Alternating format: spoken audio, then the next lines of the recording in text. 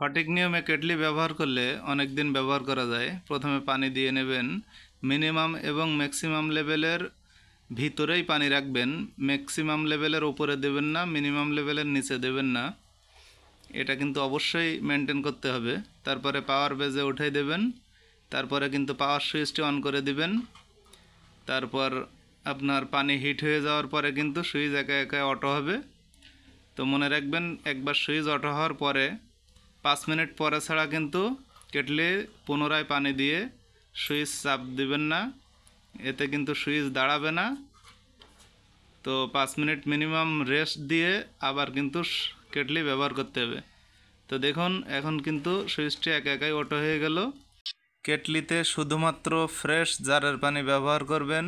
পুকুরের পানি ব্যবহার করলে গন্ধ লাগতে পারে। দুধ এবং চা পাতি দেয়া সম্পূর্ণ নিষেধ।